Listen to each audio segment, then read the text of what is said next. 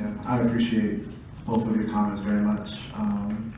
I want to talk about systems in a little bit more detail in this conversation. I think what I'm most afraid of about Trump is how he's going to impact, who's going to be in charge of the Department of Education, who's going to take Loretta Lynch's place at DOJ, who's going to lead Health and Human Services.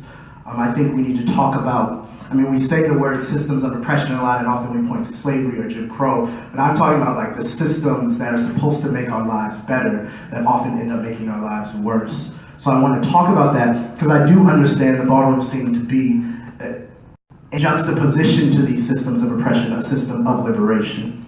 So how do we begin to understand the space we're in as a system of liberation and what that means for our own freedom and our own survival? And as you say, we have something to teach people outside of this room. We create our own systems for our lives.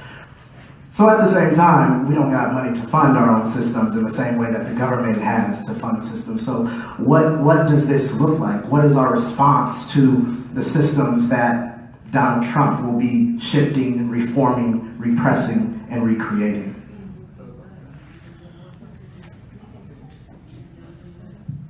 Part of what's crucial, and it has to happen right now, it can't happen January 20th, is that right now we actually need to intervene in some of the language that's being used, right? Like, part of what's happening right now is we're already seeing the okie doke.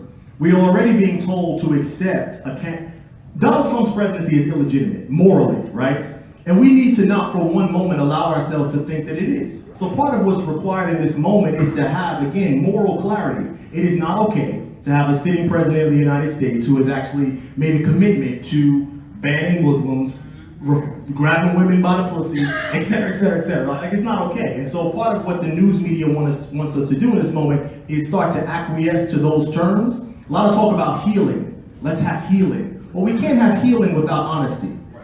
We can't have trust without truth. And the truth of the matter is there is a spiritual crisis happening in America, and that spiritual crisis is called white supremacy, right? And a doctor can't heal a disease until the disease has first been diagnosed. So until we still continue to act like race was not at the center of this, as long as we continue to act like xenophobia was not at the center of this, we can never heal the disease because we're unwilling to diagnose the disease. And so our moral obligation in this moment is to insist upon diagnosing the disease. The disease is white supremacist, patriarchy, etc., right? And we're going to be the only ones who are going to say it's not okay. And we have to rise up in the street. We have to organize. And that's why Black Lives Matter is important. Last thing about Black Lives Matter that I think, we can be in dialogue with as a community is that Black Lives Matter is not leaderless, it's leaderful. There's a reason why you can't find Black Lives Matter's address. Because we tried that model already in the 60s and all the leaders ended up in caskets. Right? There's a reason why we don't want one leader. Because with one leader, when you get rid of that one leader, you get rid of the movement.